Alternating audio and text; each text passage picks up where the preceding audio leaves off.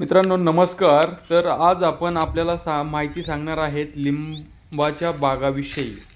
तर हे तुम्ही पाहू शकता, एक दीड वर्षाचे झाडं आहेत लिंबुनीचे आणि आपण त्याची छाटणी वगैरे केलेली आहे. तर तुम्ही पाहू शकता आपण त्याची छाटणी कशा प्रकारची केलेली आहे.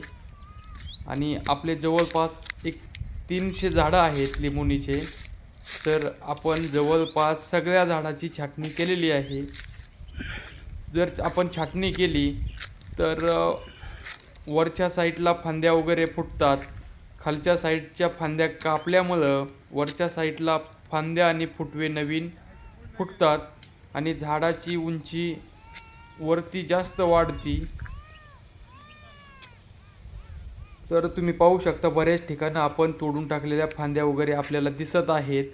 तर आपल्यालाही जर लिंबुनीची बाग लावायची असेल तर त्याच्याविषयी माहिती नसेल तर आपणही त्याच्याविषयी माहिती आपला व्हिडिओ वगैरे पाहू शकता. आपण अतिशय चांगली छाटणी केलेली आहे झाडाची आणि झाडे दीड वर्षाची आहेत आणि सगळा प्लॉट ग्रीन आहे. कुठल्याही प्रकारचा झाडावरती रोग नाही आहे. तर जवळपास 300 झाडं आहेत आणि ह्या 300 झाडाची आपण काळजी अत्यंत चांगली घेत आहोत. त्यांना जसं की समजा खत असेल, पाणी असेल, आपण त्यांना गांडूळ खत पण टाकत असतो ते.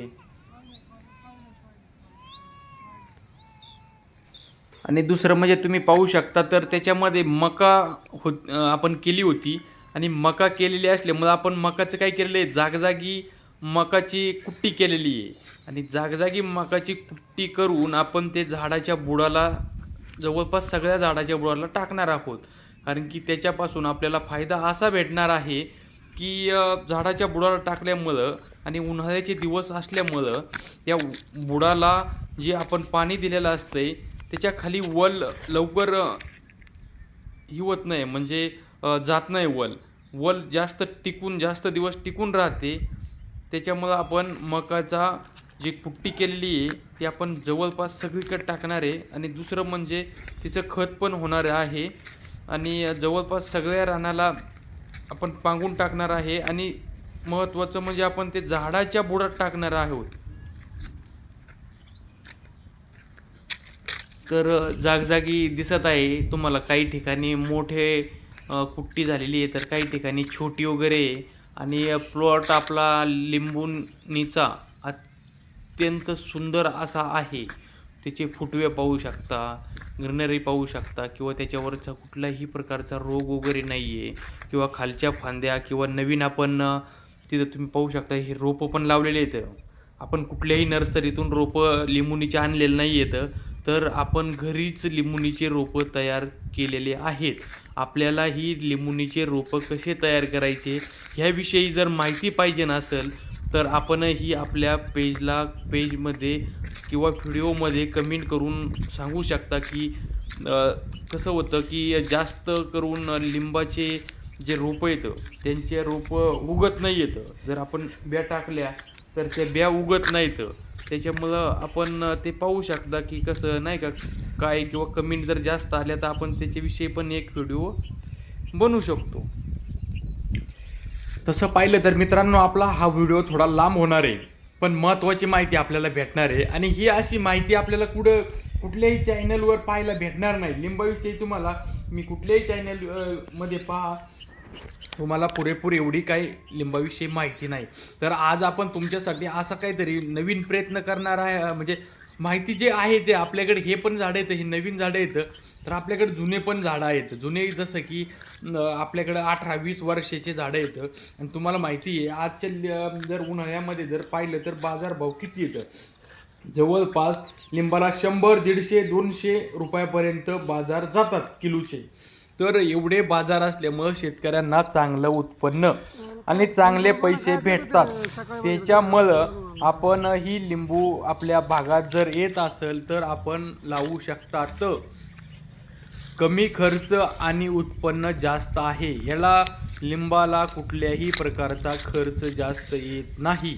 तुम्ही पाहू शकता हे सगळे लहान मोठे झाडं कसे सुंदर आहेत आणि हे जवळपास 3 ते 3.5 वर्षानंतर चालू होणार, म्हणजे याला माल यायला चालू होणार आणि त्याच्यानंतर एक 5 वर्षानं आपले चांगल्या प्रकारची झाडाला लिंबू लागणार आहेत. म्हणजे 3ऱ्याच वर्षी लिंब येतात, पण 5 वर्षानंतर चांगले जोरात लिंब येतात. जवळपास तुम्ही पाहू शकता, हे जे आपण इथे एक टाकी पण आहे, त्यांना पाणी वगैरे आपण जे फवारतो ना, जर काही रोग वगैरे असेल तर आपण त्याला फवारणी वगैरे पण करतो, किंवा पान गुंडळणारी आळी वगैरे असे काही थोडेफार लिंबुनीमध्ये रोग असतात. ते पण जास्त करून रोग नसताय, किंवा लिंबुनीचे झाडं पिवळे पडणे, किंवा नुसती आपण जर खत वगैरे घातले तर नुसती काळीवर जाणे, असे प्रकार बरेच होत असतात. ते किंवा एक ती आळी असते, खोडा आळीसारखी, तिने ती एकदा जर झाडामध्ये गेली, जर मोठ्या झाडामध्ये गेली तर ते झाड ची फांदी वाळून जाते. फांदी वाळून जाण्याचे पण प्रकार लिंबुनीच्या मध्ये पण असतात, ते मोठ्या झाडामध्ये विशेषतः, आणि छोट्या झाडामध्ये ते प्रमाण आढळून येत नाही. तर तुम्ही पाहू शकता की आपण फवारलेलं पण आहे, तुम्हाला दिसत पण आहे त्याच्यावरती की आपण एक कोराजेन वगैरे आळीसाठी वगैरे फवारलं होतं, आणि कोराजेनचे आपल्याला आणि एक टॉनिक वगैरे त्याच्यामध्ये टाकलं होतं. जसं की ग्रीनरी आहे त्याच्यापेक्षा आणखी ग्रीनरी चांगली, आणि काही आळी वगैरे असेल तर ते मरून जाण्यासाठी. तर तुम्ही पाहू शकता इकडं काही रान वगैरे, त्याला मुरमाचं वगैरे रान लागत असते. लिंबुनीचे जरी आपले झाडं असतील ना, तर त्याला शक्यतो करून पूर्ण काळी माती असून चालत नाही आहे, तर त्याला जमीन मुरमाड म्हणजे मुरमाची जमीन असावी लागते. जसं की तुम्ही पाहू शकता, जी जमीन आहे मुरमाची, मुरुम माती मिक्स असावी, किंवा 1 फुटाच्या खाली मुरुम असायला पाहिजे ना आपण जिथं कुठं लिंब लावतो. का तर त्याचं कारण असं आहे की आपण लिंब लावतो किंवा उन्हाळ्यामध्ये नाही, पण पावसाळ्यामध्ये जे पाणी साठवून राहतं, त्या पाणी साठवून राहण्यामुळे एकतर झाडं पिवळे पडतात, आणि दुसरं म्हणजे पाणी जिरत नाही. मग पाणी जर जिरलं नाही तर ते झाड पिवळं पडतं, आणि पिवळं पडल्यानंतर मग ते झाड काही दिवसांनी जळून जातं. आणि तर ते जर 1 फुटाखाली जर मुरुम असेल तर त्या पाण्याचा निचरा होतो. तर तुम्ही पाहू शकता की आपण ह्या आपल्या जमिनीमध्ये बाहेरून माती आणून पण टाकलेली आहे, कारण की ही जमीन आपली पूर्ण मुरमाड म्हणजे मुरमाची जमीन होती. मुरुम म्हणजे त्याच्यामध्ये मातीचं प्रमाण कमी होतं, आणि त्या मातीचं प्रमाण कमी असल्यामुळं आपण बाहेरून माती टाकून आपल्याला लिंबुनीच्या बागासाठी जशी आणि जेवढी 1 फुटापर्यंत मातीची गरज होती तशी आपण त्याच्यामध्ये माती टाकलेली आहे, आणि अतिशय सुंदर छाटणी वगैरे करून आपण बागाची घेतलेली आहे. जवळपास 2 दिवसामध्ये आपण त्यांच्या खाली झाडाच्या बुडामध्ये जवळपास जे कुट्टी आपण मकाची कुट्टी जी केलेली आहे ती टाकणार आहोत. जसं की पाणी दिल्यानंतर ओलावा टिकून ठेवतं. शक्यतो उन्हाळ्यामध्ये त्याचा फायदा जास्त होतो.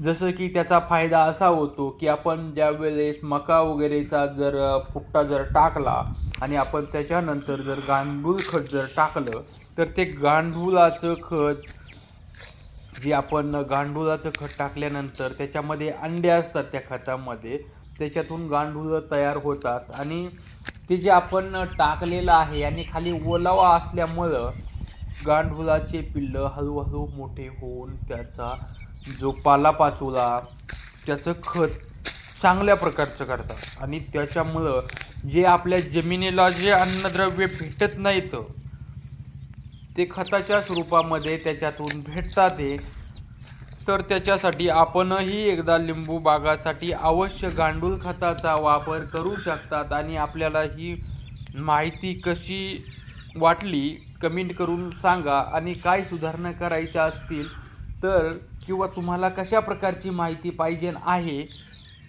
ते तुम्ही आपल्या पेजला सांगू शकता. आपल्या पेजला फॉलो लाईक करायला विसरू नका, कारण की तुम्ही फॉलो लाईक केल्यानंतर आपल्याला तुम्हाला असेच व्हिडिओ बनवण्यासाठी चांगलं वाटतं, कारण की जेणेकरून फॉलोअर्स वगैरे वाढल्यामुळं